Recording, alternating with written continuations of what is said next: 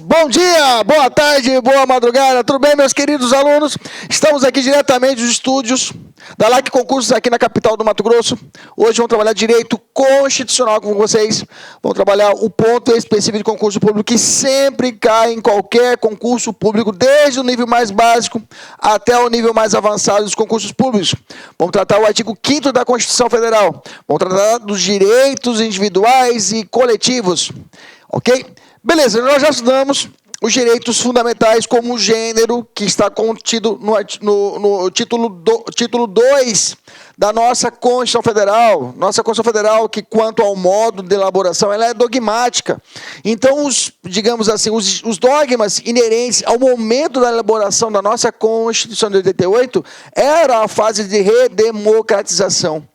Então era necessário já trazer de cara o recado de que aquelas atitudes como, digamos assim, nefastas da ditadura militar, das garantias individuais que eram vedadas, daqui para diante não eram mais o que aceitáveis.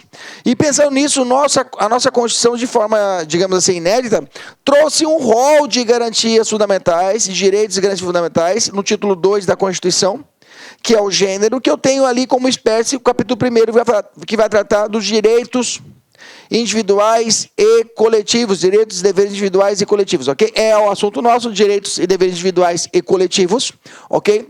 Vamos tratar o artigo 5º caput até o inciso 11 nessa primeira aula, ok? São 78 incisos, vou falar para você, nós vamos bater os 78, ok? Nossa meta é bater os 78 incisos, eu vou tratar com vocês todos os incisos nesse curso, todos, sem nenhuma exceção. A gente vai passar por eles, vamos falar as principais características, alguns com maior intensidade, alguns com menor intensidade, pelo fato de que as provas tendem a cobrar alguns incisos chaves do artigo 5º. Alguns incisos chaves do artigo 5º são cobrados com mais frequências, com maior frequência, melhor dizendo. Então, esses incisos a gente vai dedicar maior energia e alguns uma menor energia, ok? Mas vamos passar por todos os incisos, tá? Vamos passar por todos os incisos, os 78 incisos a gente vai trabalhar, ok? Já começando a aula de hoje, vamos começar a tratar dos direitos individuais, direitos e deveres, é importante dizer isso, tá? Direitos e deveres individuais e coletivos. Então, lembrando, nós estamos tratando num título 2... dos direitos e garantias fundamentais. Nós já estudamos que direitos são os bens jurídicos, as garantias seriam os instrumentos para proteger esses bens jurídicos. Nós já fizemos essa distinção lá na aula 1, da parte geral, ok? Falamos sobre a classificação dos direitos primeira, segunda, terceira, quarta, quinta, sexta dimensão, já estudamos. Primeira geração vai tratar o artigo 5º, são obrigações de fazer, aliás, obrigação de não fazer estatal, onde o Estado não pode, são prestações negativas, não pode entrar na minha casa sem minha autorização, vamos ver isso aqui agora, ok? Beleza, maravilha, vamos lá, já tratando do assunto então, título 2, capítulo 1º, dos direitos e deveres individuais e coletivos, ok? Então, nos direitos e deveres individuais e coletivos, nós temos o primeiro marco nosso, é o artigo 5º, o caput, a cabeça, que vai tratar da seguinte forma, fala assim, todos são iguais perante a lei, sem distinção de qualquer natureza, garantindo-se aos brasileiros e aos estrangeiros residentes no país. Nós já falamos isso daqui. Brasileiros e estrangeiros residentes no país. Nós já sabemos que, se não sabemos, vamos te falar agora. O Supremo já deu uma mutação, já fez uma interpretação conforme a Constituição e ampliou esse sentido, tá? Ampliou. E quando ela faz isso, quando o Supremo ele olha para a Constituição e amplia ou restringe a aplicação da Constituição, eles chamam isso de mutação constitucional. É a mudança informal da Constituição Federal. Nesse caso, o Supremo já falou, olha, não é só brasileiros e aos estrangeiros residentes no país. Os direitos fundamentais, isso também se aplica ao gênero, direitos fundamentais, são aplicáveis aos brasileiros e aos estrangeiros residentes ou não residentes no país. Estou falando do estrangeiro turista. Além disso, pessoas jurídicas de direito público, pessoas jurídicas de direito privado, entes despersonalizados. Estou falando de massa falida. Estou falando também de apátridas, aquelas pessoas que não têm nenhuma pátria, os apátridas. Então, nesse contexto, há esse conceito de destinatários dos direitos fundamentais, que, na verdade, esses destinatários está no artigo 5º, mas ele aplica para todos os direitos fundamentais, ok? Então, só para toda essa galera. Então, não é só os brasileiros. Então, cuidado, tá? A letra fria da Constituição não mudou. Continua isso daqui. Mas você já sabe, aluno sagaz, aluno LAC, já está esperto, sabe que se aplica todo o complexo de direitos fundamentais aos brasileiros e aos estrangeiros residentes ou não residentes, pessoa jurídica, pública ou privada, apátridas e órgãos despersonalizados. Beleza? Dada essa primeira informação, continuamos. Lá em cima fala todos são iguais perante a lei. Agora eu vou falar sobre isso, vou falar o princípio da isonomia, tá? Agora eu vou falar sobre isso. Logo falar do direito à vida, a gente vai falar sobre o princípio da isonomia e eu volto a falar desse assunto aqui. Que mais? E aí vem falando. Os direitos à vida, à liberdade, à igualdade, à segurança e à propriedade nos termos seguintes, tá? A maior parte dos 78 incisos, que nós vamos estudar a partir de agora, do artigo 5º, concretizam um dos 5 princípios. Vida, liberdade, segurança, propriedade e segurança. Vida, liberdade, igualdade, segurança e propriedade. Vida, liberdade, igualdade, segurança e propriedade. Esses 5 direitos, eles irradiam os 78 incisos, ok? É importante decorar esses 5? É importante decorar os 5, viu, gente? Olha só, que já foi cobrado em prova. Olha só, tem que decorar os 5 direitos. Vida, liberdade, igualdade, segurança e propriedade. Vida, liberdade, igualdade, segurança e propriedade. Vida, liberdade, igualdade, segurança e propriedade. Mais uma vez. Vida, fala comigo. Liberdade, fecha o Facebook aí. Fecha o Facebook, vem pra cá. Fecha esse trem aí, vem comigo aqui. Vida, liberdade, igualdade, segurança e propriedade. Gravou? Vamos praticar? Como sempre a minha aula, sabe disso, você está acostumado já com a minha aula, né? Ah, professor, sua aula, o senhor só exercício, parece uma aula de resolução de exercícios. Já, cara, vamos fazer, até esqueci de contabilizar, até falei, vou contabilizar quantos exercícios que não vamos resolver hoje, mas, cara, nem contei, é uma porrada. Depois, no final, a gente faz uma contagem aí. Primeiro exercício do dia, olha lá. O texto constitucional, em seu artigo 5º caput, prevê expressamente valores ou direitos fundamentais, ao ditar literalmente, está escrito, que todos são iguais perante a lei, sem distinção de qualquer natureza, garantindo-se aos brasileiros e aos estrangeiros residentes no país a inviolabilidade do direito. Aí vem a vida, liberdade, igualdade, segurança e propriedade. É esse? É esse ou não é esse? Me fala aí. Professor, é esse aí, pô. Tá aí os 5. Tá certo? Vamos ver a outra. Ó. Vida, liberdade, segurança e intimidade não tem. Tá fora, então. Vida, dignidade, tá fora. Intimidade não tem. Olha lá, querendo misturar. Vida, liberdade e fraternidade também não tá. Vida, liberdade, intimidade, só 3. Nem intimidade está, o que nos resta, o que é a letra A de amor. Veja que cai na prova, tá? Lembre-se que os direitos, agora o título 2, olha isso, o título 2, o capítulo 1º, que nós estamos estudando, não impõe apenas direitos, tá?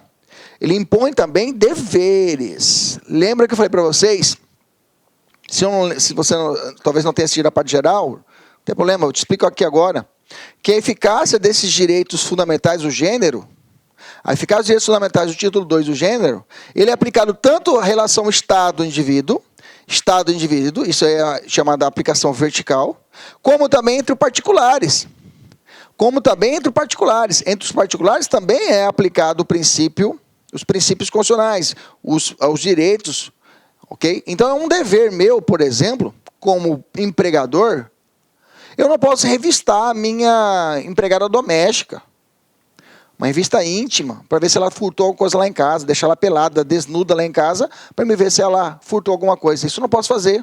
Ah, mas é minha propriedade. Não pode, porque do outro lado eu tenho o princípio da dignidade da pessoa humana, pô. Tá entendendo? Então a aplicação dos direitos fundamentais, a aplicação, a eficácia, ela também se dá entre particulares. Então não é só direito. Eu também tenho deveres. Por isso que lá o capítulo 1 vai falar direitos e deveres individuais e coletivos, ok? Por que eu chamo essa atenção? Porque já foi cobrado isso em prova. Olha lá. Olha só essa segunda questão. No sistema democrático, a participação ativa do cidadão na vida pública implica o exercício apenas de deveres fundamentais. Não exerce direitos nem deveres fundamentais.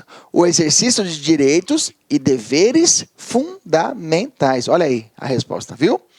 Então tá, eu só chamei essa atenção para você ficar esperto, tá? Que essa aqui é uma questão que variou um pouquinho. Que falou sobre direitos e deveres, falou na verdade do capítulo 1º. Bacana. Mais uma? Vamos fazer mais uma? Mais uma, olha lá.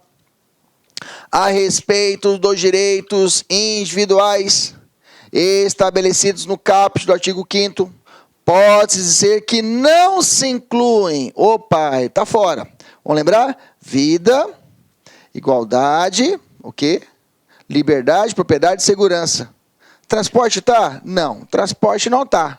Transporte, inclusive, não é direito de primeira geração, né? Não é primeira dimensão. É direito de segunda. Ele não vai estar contido no artigo 5º, vai estar contido lá para o artigo 6º.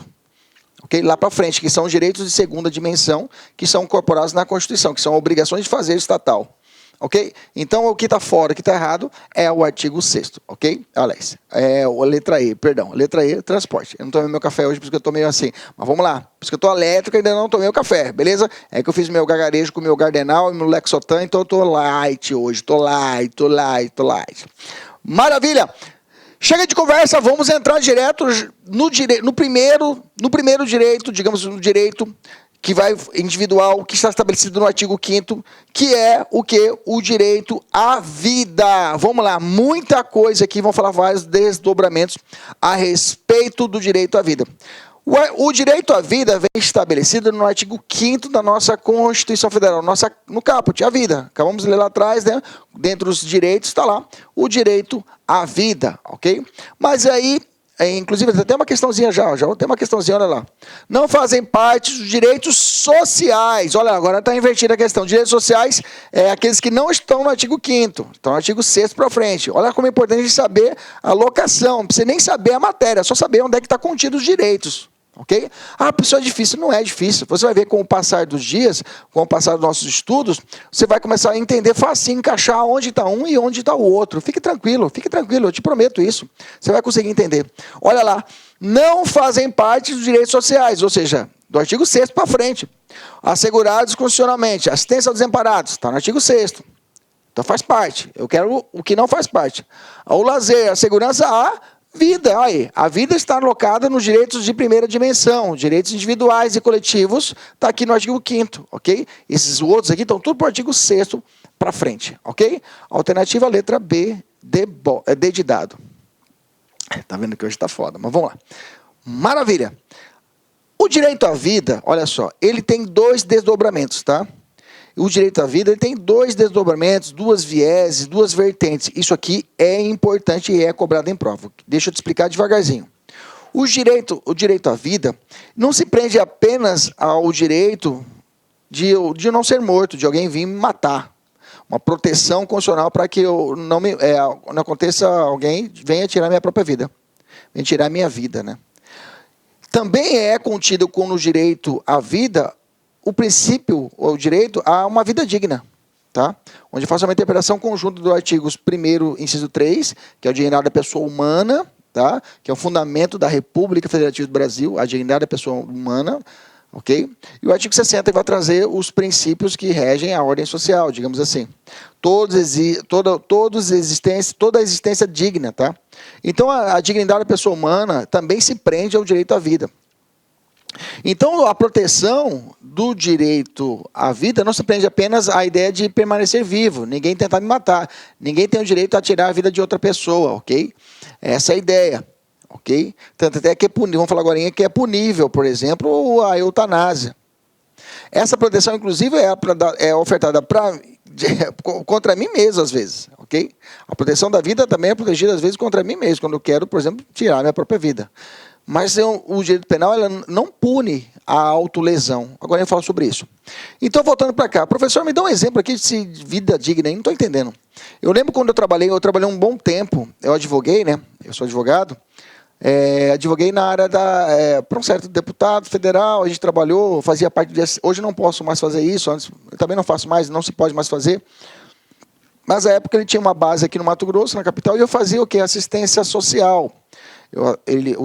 Os eleitores deles, correligionários dele, chegavam até na capital aqui e precisavam de um apoio, por exemplo. Chegou uma situação de que apoio, às vezes, de saúde, às vezes necessitava de uma intervenção judicial, e aí eu fazia essa função dessa ponte. Certa feita foi uma situação de uma criança que precisava de uma UTI, Tá? Precisava da UTI, ela ia morrer. Nesse caso, eu invoquei a necessidade de uma vida digna dela. Vida digna, ela precisava dali para poder sobreviver. Ela precisava para que ela tivesse uma vida digna, na verdade não era UTI, ela precisava de uma medicação. Isso, uma medicação. Ela precisava de uma medicação de alto custo. E a medicação realmente custava, à época, uns 7 mil reais cada ampola que ela precisava tomar. Ela tinha uma certa deficiência, que ela precisava tomar essa ampola, era 7 pila cada ampola. E era uso assim, 3 em 3 dias tem que tomar essa ampola, essa medicação. A família não tinha dinheiro, a família paupérrima não tinha dinheiro, buscou essa assistência, e eu acabei indo até a justiça, e o meu fundamento dos meus pedidos era o quê? Vida digna. Aquela criança precisava daquela vida, para sobreviver, precisava de uma vida digna, para poder manter, realmente, pelo fato de que ela tomava aquela medicação, melhorava o seu ritmo cardíaco, melhorava tudo na vida dela, e ela precisava daquele remédio. Então, nesse caso, o meu fundamento era o princípio da vida digna. Era um desdobramento do princípio do direito à vida pela vida digna. Teve outro caso que o Supremo julgou, era o chamado canabidiol. O canabidiol é uma substância que é extraída da maconha. E por óbvio, se é extraída da maconha, é um produto ilícito. É uma droga ilícita que é combatida pela lei de drogas. Okay? E a família compravam esse canabidiol, de uma certa forma, uma certa quantidade, para uso para pessoal da sua filha. A filha dela tinha quase 170 convulsões por dia. Olha que loucura, né? Realmente aquela criança passava assim o caos. A vida dela realmente não era uma vida digna, né? E ela entrou com um pedido junto ao Supremo à época, num recurso extraordinário, chegou até o Supremo, e falou, olha, eu preciso, senão ela vai morrer. Inclusive ela comprou uma matéria no Fantástico, sensibilizou todo o Brasil, o Supremo o quê? Entendeu que é possível a utilização do canabidiol para fins terapêuticos. E para o caso dela foi aplicado. E depois, inclusive, o canabidiol foi retirado da lista da Anvisa. Hoje não é uma substância considerada entorpecente. Beleza? Maravilha. Tudo fundamentado, lastreado no viés do direito à vida, da vida digna. Bacana. Tranquilo. Então, vida, direito à vida, proteção à vida, não é só o direito de não ser morto, mas sim também um direito a uma vida digna. Entendemos? Fechamos. Exercício. Vamos lá. Exercício. A respeito do direito constitucional, julgue os itens seguintes. Veja que eu adaptei, né? O direito à vida compreende somente, isolou. Somente. Falou na questão somente, exclusivamente, eu já fico esperto. Esse cara está de sacanagem. Somente o direito de uma pessoa de continuar viva. Ok? Certo ou errado? Errado, né, gente? Não é só isso.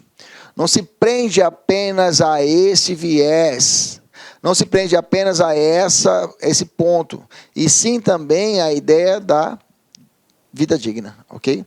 Bacana? Está errada a questão? Vamos evoluir, vamos falar sobre características desse direito à vida, vamos falar sobre características e o conceito de vida, quando é que eu entendo que seja vida. Uma das características dessa ideia de vida é a de inviolabilidade do direito à vida, ou seja, ela protege contra a violação por parte de terceiras pessoas. Esse é um lado. A característica do direito à vida é isso, é proteger você da intervenção de terceiras pessoas. E também a irrenunciabilidade do direito à vida. Protege a vida contra o próprio titular. Eu tenho essa ideia. Por exemplo, no Brasil, não é punido o suicídio, tá? O suicídio, a pessoa que tenta tirar a própria vida, ou o suicídio consumado, não tem como, né, professor? O cara tirou a vida, não tem como punir ele. A tentativa de suicídio não é punível no Brasil. O cara tentou suicidar só se ele pular em cima de um carro e estragar o carro, né? Aí tem que pagar o carro. Aí também é demais, né? Mas tudo bem. O direito penal pune aquele que instiga, auxilia ou induz a pessoa a tirar a própria vida, ok? Está lá no Código Penal. Beleza, tranquilo. Mas a pessoa que faz a autolesão, se a pessoa corta o próprio braço, por exemplo, coloca um largador de orelha, o que for, ela faz uma autolesão no próprio corpo, o direito penal não pune. O Estado não pune, não toma conta disso. Ele fala que esse bem jurídico não é relevante, só que não se pune a chamada autolesão. Ponto. Então, o direito penal, inclusive, existe uma excludente de constrangimento ilegal. O constrangimento ilegal é quando eu obrigo alguém a fazer alguma coisa ou fazer ou deixar de fazer alguma coisa que não está prevista em lei. Porque não vou falar sobre o princípio da legalidade, você só é obrigado a fazer ou deixar de fazer uma coisa, se não mediante lei, ok? Mas eu obrigo a pessoa a fazer ou obrigo a pessoa a não fazer. Que a lei não permite ou autoriza, mais ou menos assim. Obriga a pessoa, por exemplo, o cara quer tirar a própria vida, ele pode tirar? É um direito dele tirar a própria vida? Direito, não posso dizer que é um direito, que não está estampado, que é uma proteção até contra ele. Não é um direito dele tirar a própria vida, mas se a pessoa evita o suicídio e usa de violência, usa de força, nesse caso, ele não responde pelo crime de constrangimento legal. É uma excludente. Ok? Quando a pessoa usa de força, por exemplo, para poder impedir que a pessoa tire a própria vida. Ok? O conceito de vida, no nosso Supremo, nós temos aqui, aí nós entramos... Olá, meus amigos, com licença, estou interrompendo a sua aula, mas é para dar um recadinho muito importante para você. Ah, professor, aonde que está, professor, o PDF dessa videoaula? Gente, atenção, o PDF dessa videoaula, ela se encontra lá no nosso site, né? Lá com o curso, tem um link aqui embaixo da aula, né? Só que é o seguinte, né? Esse PDF, a gente pede aí uma pequena contribuição por parte aí do nosso seguidor, do nosso aluno, de R$ 29,90. Por quê? Porque a gente tem cursos aqui na sala de concurso, né? Então, todos os PDFs, PM Bahia, de todas essas videoaulas que a gente está disponibilizando, mais o Personal Coach, que é a nossa ferramenta pedagógica, meta todo dia, você tem meta, você sabe que você vai estudar, a gente vai ranquear você, a gente vai monitorar o seu desempenho no site por apenas R$ 29,90. Bacana? Então, clica aqui embaixo. E aproveitando, nós temos também o nosso super aulão de véspera aqui da Lá Concurso, que custa apenas R$ 49,90. Bacana? Fui, boa aula. Entramos numa teoria lá do direito civil. O direito civil estuda muito isso. Teoria natalista, teoria da concepção, várias teorias. O Supremo, e nos interessa aqui o entendimento da nossa Constituição, pelo julgamento da ADPF 54, que foi tratado do aspecto do feto anencéfalo, aquele feto que nasce sem a massa encefálica. Por tempo desse julgamento, o nosso Supremo debruçou sobre esse assunto, e não adianta, ele tinha que estabelecer um marco de início e um marco de fim da vida. O marco final já era estabelecido pela norma. Existe uma lei de transplante. A lei de transplante fala que a morte no Brasil se dá com a morte encefálica devidamente comprovada. A morte encefálica devidamente comprovada por 2 médicos, até fala a lei de transplante trata disso, né, que não fazem parte da equipe de transplante. Quando é comprovada ali a morte encefálica, eu tenho aqui o fim da vida. Bom, se eu tenho o fim, eu tenho que saber o início. A ideia do início que se eu tenho a morte encefálica como ponto final, o surgimento do cérebro seria o ponto inicial da vida para o Supremo. Essa é a ideia do Supremo. E trouxe isso no entendimento. O conceito de vida estaria ligado, segundo o STF, ao surgimento do cérebro. Então, quando surge a massa encefálica do feto, eu tenho a vida. E quando aquele cérebro não existe mais, ele falece, eu tenho a morte. Entendemos isso? Então, o Supremo entendeu que um feto que está no ventre materno e ele não tem a massa encefálica, ele não está vivo, ele está o quê? Morto. Esse é o entendimento dessa ADPF. E chegaram a essa conclusão. Então, se o feto está dentro do ventre materno e não tem massa encefálica, mesmo com batimento cardíaco, o que for, ele está morto, que possibilita que a mãe realize a interrupção da gravidez. Veja, não é um aborto, uma hipótese de aborto, é uma hipótese de interrupção da gravidez. Por quê? O aborto é o tipo penal que pune aquele que mata a vida intrauterina. Aquele que mata a vida intrauterina, ele comete aborto. Mas se eu mato o que já está morto, não há crime, está entendendo? Então, na verdade, não é, quando eu falo de anencefalia, eu vou falar de interrupção do feto, interrupção da gravidez, e não aborto da gravidez, entendeu? Entendeu a sacada? Então, o termo técnico correto é interrupção da gravidez do feto anencéfalo. Entendemos isso? Então, a ideia, o marco é esse. Surgimento do cérebro, eu tenho a ideia da vida. Bacana? Maravilha. Aí eu coloquei um pedacinho julgado. A vida humana começaria com o surgimento do cérebro, que pode, por sua vez, só apareceria depois de introduzido o embrião no útero da mulher. Assim, antes da introdução do útero, não se teria cérebro e, portanto, sem cérebro, não haveria vida. Bacana? Maravilha. Então, aí vou te perguntar. Perfeito, entendi, professor, o início, entendi o fim. Maravilha, entendi, bacana. Professor, o direito à vida, ele é absoluto? Ele é absoluto? Aí a resposta será negativa, já vou te adiantar. Todos os nossos direitos, esses 78 incisos, vamos estudar hoje, hoje não, a partir de hoje, né, são relativos. Todos terão a possibilidade de serem relativizados por eles mesmos, às vezes quando eles mesmos trazem a exceção, ou quando tiver ponderado com outros. Pode ser que no inciso não fale a exceção, mas quando eu coloco esse direito constitucional, esse direito individual, diante de outro direito, eu vou ter que ponderar. Se existir uma colisão, eu tenho que ponderar, e um deles vai preponderar. Não vai ser revogado, existirá uma preponderação. Okay? O que é mais razoável a ser aplicado naquele caso concreto. Então, o direito à vida, mesmo o direito à vida, eu tenho exceções a ele. Isso estabelecido pelo Supremo e pela própria Constituição Federal.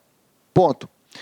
Só vamos não encontrar uma exceção a essa regra, já vou adiantar, nos casos de tortura e trabalho escravo. Realmente, trabalho escravo e tortura, eu não consigo encontrar exceções à regra. Beleza? Mas cada um a seu tempo. Vamos falar o direito à vida, e aí eu fiz uma tabelinha para vocês para falar sobre as limitações ao direito à vida, ok? Você pode encontrar isso na doutrina por vários pontos, eu preferi resolver assim, dessa forma. Então eu tenho o direito à vida de uma pessoa diante de outra vida. Então se eu tenho o direito à vida de uma pessoa diante de outra vida, o sacrifício de outra poderá ser aceitável? Sim.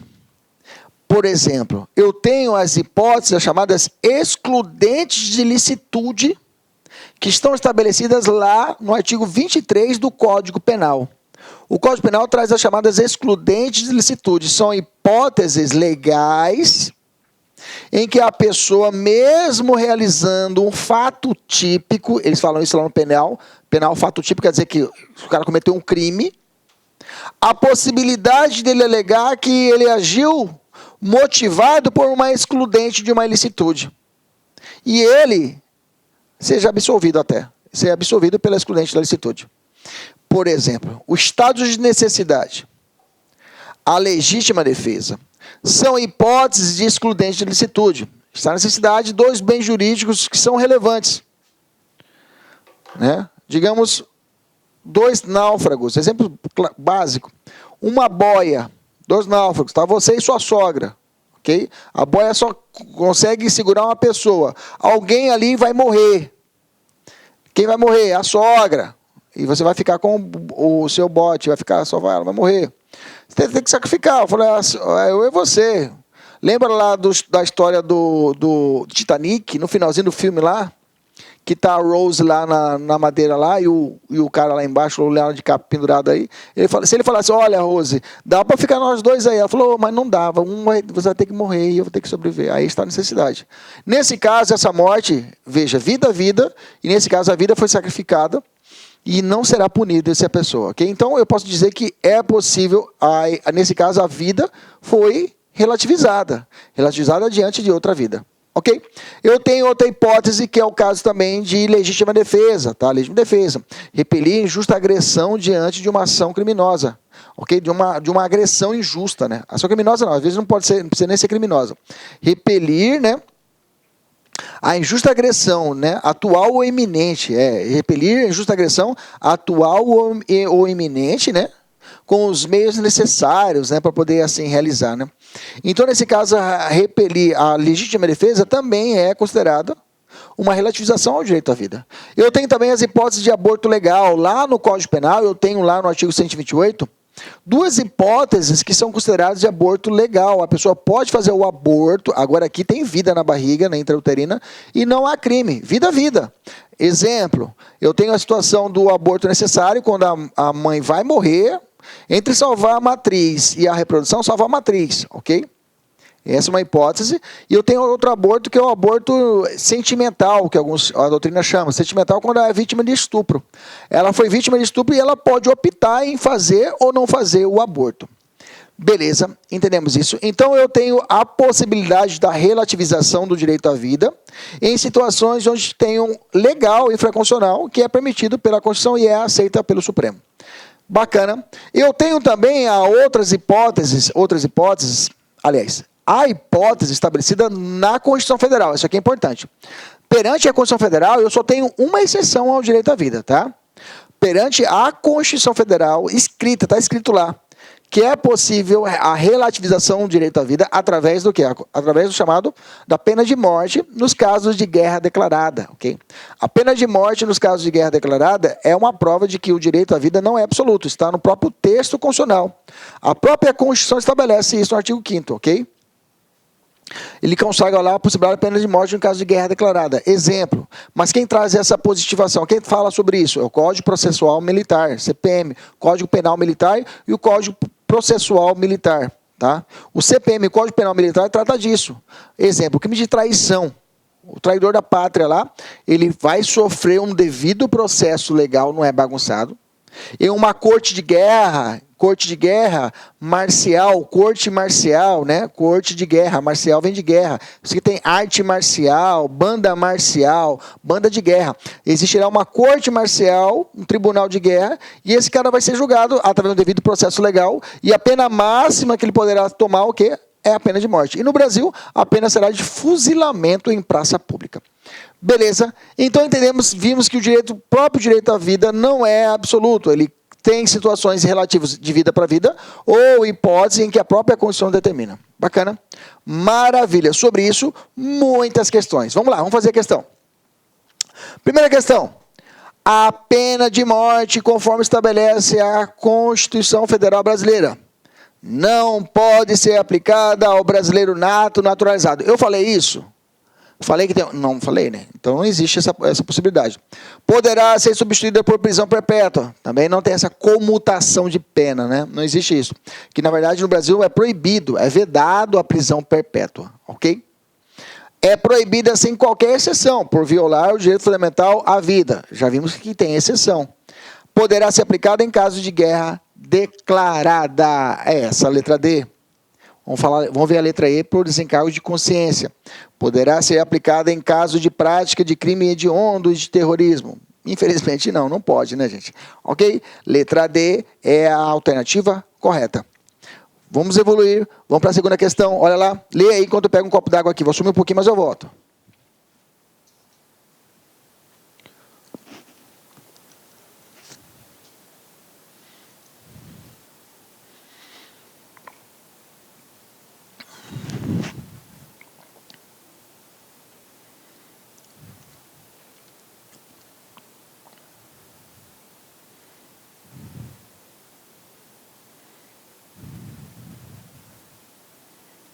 E aí, vamos lá? Já marca. Qual que é a alternativa? Professor? Cara, a letra B, professor, não tem como. Em tempo de guerra é permitida a pena de morte. Lembre-se, tá, gente? Não é para qualquer crime. Tem que ser crime militar, tá? Não sei se eu ressaltei, mas vou ressaltar agora. Tem que ser crime militar. Por isso que está no Código Penal Militar. Tá? Já vi uma prova falando assim, um latrocínio que aconteceu durante o estado de guerra. Ou também... Pode vir o sinônimo, estado de sítio, tá? Estado de sítio declarado também é em hipótese de guerra, tá? Estado de sítio declarado, cuidado com esse sinônimo. Estado de guerra, estado de sítio declarado. Resposta à agressão armada estrangeira também são sinônimos que podem vir na prova. Tudo se relaciona à guerra. E aí falou o seguinte, durante uma guerra, determinadas pessoas foi lá e furtou outra e matou, latrocínio. Nesse caso, será pena de morte? Não, porque não é crime militar. Tem que ter um militar ali no meio. Bacana? Maravilha. Nesse caso, vamos lá, vamos responder. Qual a alternativa? Letra B mesmo. Desse aqui, professor, latrocínio, crime contra... Professor, explica aí, sensei. Explica aí, sensei. Por que o latrocínio não é um crime contra a vida? Olha, o latrocínio, muita gente pensa às vezes que o latrocínio ele matou a pessoa, professor. Então é um crime que vai para o tribunal do júri, né? É um crime contra a vida.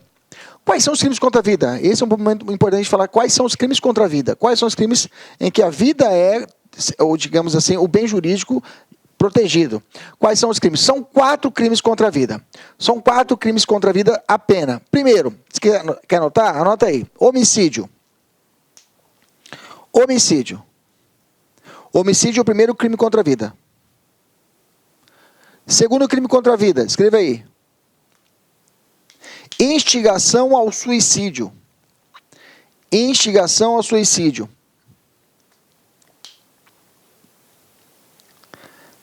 Instigação ao suicídio. Terceiro crime. Terceiro crime, escreva aí. Infanticídio. Infanticídio. Infanticídio. Próximo crime, escreva aí. Infanticídio, escreva aí próximo crime. Infanticídio. Último crime, anota aí, aborto. Esses são os 4 crimes contra a vida, professor. Latrocínio. Latrocínio não é crime contra a vida. Latrocínio é crime contra o patrimônio, tá? Primeiro ponto é esse, é crime contra o patrimônio. É o chamado roubo qualificado pelo resultado morte, tá? Ou vulgarmente chamado de roubo seguido de morte, ok? Roubo seguido de morte. Mas o objetivo fim do criminoso é o patrimônio e não a vida da pessoa. Bacana? O fim dele é levar o tênis. Ponto. Vai para o tribunal do júri apenas os crimes contra vidas, tá? Que eu falei os 4, só que tem que ser doloso, tá? Por exemplo, desses 4 crimes, homicídio, participação ao suicídio ou instigação ao suicídio, infanticídio e aborto, todos eles têm natureza dolosa. Todos vão para o tribunal do júri. Só o homicídio que tem 2 vertentes, pode ser doloso ou culposo. Aí o homicídio culposo não vai para o tribunal do júri. Beleza? Continuando aqui, vamos lá. Já matei, em tempos de guerra matei. A proteção do direito à vida inicia-se com o nascimento da pessoa. Não, nós falamos isso que não. A partir do momento que o feto ele desenvolve a massa encefálica, eu tenho ali a vida começando, e não com o nascimento. Beleza? Errado. É permitida a extradição do indivíduo condenado à pena de morte? Olha só, ainda nós não estudamos extradição, mas deixa eu só dar uma pitada aqui. O que é extradição? É quando é uma medida de cooperação penal internacional entre os países. O cara comete um crime lá fora e corre para o Brasil e fica escondido aqui. E numa blitz da polícia, o Brasil vai e acha esse cara e vê que existe um mandado de pedido para ele de prisão, o Brasil segura o cara. Aquele país onde ele cometeu o crime pede que esse sujeito seja remetido para lá. Ok? Só que o Brasil tem algumas regrinhas. Por exemplo, se o país que está pedindo lá é pena de morte, o Brasil não extradita. Tá? Esse é um ponto que é necessário aqui, para saber agora também, só isso já está bom, porque desde quando a gente falar de extradição eu vou aprofundar. Então, quando o país que está pedindo, o país está requerente, o país requerente, se lá a punição do fugitivo for pena de morte, o Brasil não extradita. Tá? O Brasil faz o seguinte, faz o seguinte, aplica a pena máxima que nós temos aqui. A pena máxima que nós temos no Brasil é 30 anos. Então, aplica para o cara 30 anos e tá beleza. Aí o Brasil faz um acordo e manda o cara. Beleza. Maravilha. Professor, se vai cumprir, não vai cumprir, isso é uma outra conversa. Deixa para a matéria de extradição. Agora vamos falar sobre direito à vida apenas. Então, fechamos esse bloco, essa questão. Vamos evoluir mais uma, vamos lá. Sobre o direito à vida, previsto pela Constituição Federal, é correto afirmar que permite-se, excepcionalmente, a instituição da pena de morte no Brasil. Certo ou errado? Certo, é possível. Excepcionalmente é possível a pena de morte no Brasil no caso de guerra declarada. Tá certa a questão. Quarta questão, vamos lá, vamos evoluir. A Constituição Federal de 88 é conhecida como a Constituição Cidadã, em função de seu vasto rol de direitos e garantias fundamentais. Beleza. Nesse sentido, o direito à vida é considerado inviolável, razão pela qual não comporta exceções. Opa, ele fechou, né? Sendo inconstitucionais as regras fixadas no artigo 128, o aborto legal, do Código Penal, que prevê o aborto necessário e o aborto sentimental. Errada a questão, pelo fato de que eles são considerados constitucionais, tá? São considerados constitucionais e o direito à vida comporta, sim, exceções. Bacana. Quinta questão. Com base na Constituição Federal e na jurisprudência do STF, não há no Brasil hipótese de pena de morte e nem de prisão perpétua. Gente, prisão perpétua está certo. Não há no Brasil prisão perpétua, penas cruéis, banimento, ok? Trabalhos forçados. Pena de morte tem, que é o caso de guerra declarada, ok? Errou a questão. Bacana, maravilha.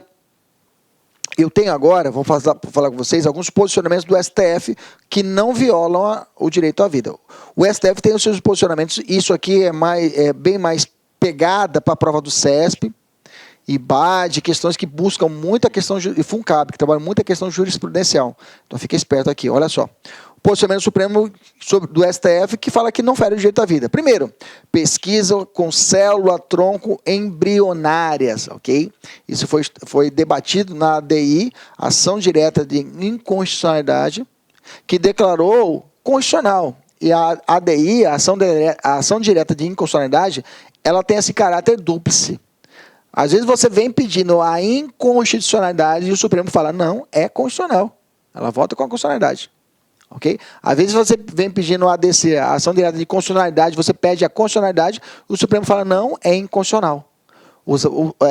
Essas ADI e ADC, que é a Ação Direta de Inconstitucionalidade, fala assim, essa leizinha está indo contra a Constituição. Pode ser que o Supremo fale assim, não, realmente ela é constitucional. Bacana? E foi o caso da Lei de Biossegurança. Interrupção da gravidez pelo feto anencéfalo, já falamos sobre isso, né? Foi a DPF 54. Abate de aeronaves classificada como hostis, tá? Lei do tiro de destruição, lei de abate ou medida de destruição. Tem uma lei da aeronáutica que fala, uma aeronave que ultrapasse a nossa fronteira, ela seja considerada hostil, pede identificação do cara. No YouTube tem isso, né? Uma perseguição. Depois você joga no YouTube abate de aeronave. O cara entrou no espaço aéreo, normalmente para situações de tráfico, né? E o caça falou, identifica. Não vai identificar, pá, derruba o cara no ar. Vai matar o cara, pô. Veja, uma exceção ao direito à vida e o Supremo falou, tá de boa, pode continuar, segue o jogo. Interrupção da gravidez até o 3º mês de gravidez não tipifica crime de aborto. Gente, isso aqui é um posicionamento da primeira turma do STF. É um posicionamento recente, tá? 2016. E lá decidiu o seguinte. Se a mulher engravidar por qualquer circunstância, não precisa nem ser de estupro, nada. Naquelas hipóteses do artigo 128. Ela engravidou. E ela, por livre e espontânea vontade, ela vai até uma clínica e o médico faz o aborto, para o Supremo, se não ultrapassou a 3 meses de gestação, não é crime. É fato atípico. Você não sabia disso, né? Poucas pessoas sabem também. Não vão ficar divulgando isso direto, né, gente? Mas realmente o Supremo já entendeu que isso é a primeira turma. Professor, mas foi a primeira turma. Mas a primeira turma decidida vale para todo... É como se fosse o Supremo decidindo. Ok? E a primeira turma falou. E o Barroso, que estava como relator, falou, não tipifica o crime de aborto se não ultrapassar 3 meses de gestação. Ok? Esse é o atual posicionamento do Supremo. Beleza? Bacana. Vamos fazer a questão? Primeira questão. A permissão do aborto de feto anencéfalo foi incluída no ordenamento jurídico por meio de emenda constitucional. Não tem nada disso. Não foi incluído nada. Não está na Constituição. Emenda constitucional é a forma de mudar, acrescentar a Constituição ou retirar alguma coisa da Constituição. E não tem nada disso. Foi uma DPF, que é uma arguição de descumprimento de preceito fundamental, que é uma ação que é proposta no Supremo por algumas pessoas especiais. Ok? Bacana. Está errada a questão. Segunda questão. Uma questão mais, digamos, de pegada, de problema, de casuística. Maria, gestante de feto anencéfalo, pretende obter a obtenção de autorização judicial para a realização do aborto. Só que não é aborto, né, gente? É interrupção da gravidez. E não precisa de autorização judicial. O juízo de primeiro grau julgou improcedente o pedido. Pretende agora manejar um remédio constitucional para evitar o cometimento de crime.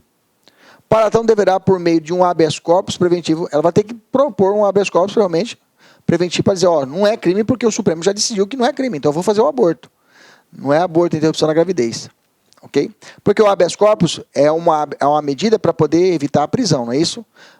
Proteger o direito de ir e vir. Mesmo que você nunca fez direito, você sabe disso. O cara está preso, você entra com habeas corpus, não é isso? É para proteção da liberdade direito de ir e vir. Vamos falar isso já na próxima aula. Se ela tem a pressupão que se ela fazer o aborto, ela vai ser presa, então vou entrar com HC preventivo. Vou ter um salvo-conduto, emitido salvo-conduto, está aqui. Alguém vai... não, está aqui, está aqui a decisão, que eu posso ficar o quê? De boa, posso fazer a interrupção da gravidez e não haverá crime. Hoje, bem que a situação foi é uma questão mais técnica. Ok? Que para tanto eu não preciso de toda essa formalidade. Precisa de um procedimento administrativo, não precisa dessa formalidade de autorização judicial para poder fazer a interrupção da gravidez. Beleza? Tá certa a questão, pelo fato que eu falei para você, expliquei para você que é necessário o aborto, o HC preventivo pelo fato disso. Ok? Terceira questão. Segundo posição majoritária do Supremo Tribunal Federal, a realização de pesquisas em célula-tronco embrionárias ofende ao direito à vida. Negativo, não tem nada a ver. O Supremo falou que é válido, está certo, não ofende nada. Beleza? Está errada a questão. Sobre o direito à vida previsto... vamos para outra questão, quarta questão, vamos lá. Sobre o direito à vida previsto pela Constituição Federal, é correto afirmar que o direito à vida impede a pesquisa em célula... De novo, repetiu, está errado. Não impede nada, está errada a questão. Quinta questão, vamos lá. A respeito do direito à vida previsto pela Constituição Federal, é correto afirmar que configura um direito absoluto, impede qualquer hipótese a pena de morte no Brasil, que tem a pena de morte em caso de guerra, tem início com o nascimento? Não, já falamos isso. Tem início com a fecundação do óvulo materno? Não. Tá? Não impede as pesquisas com células troncos embrionárias, ok? É essa. Não é com a fecundação do óvulo, e sim com o nascimento, do momento da massa encefálica, viu, gente? Isso é com a acomodação do zigoto lá no útero. Esse que é o momento, tá? Nidação, naquele momento da nidação, ok? Não é com a fecundação, e sim com a nidação que se dá o direito à vida. Inicia quando a partir da nidação encostou no colo do útero lá, e aí desenvolveu o feto, nasceu o cérebro, ponto, ali é a vida. Ok? Então não se dá com a fecundação do óvulo, o espermatozoide no óvulo, ok?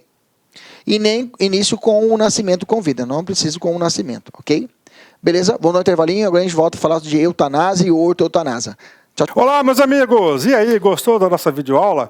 Ótimo, bacana. Então, estou aqui mais uma vez para convidar você a adquirir o material de apoio aí.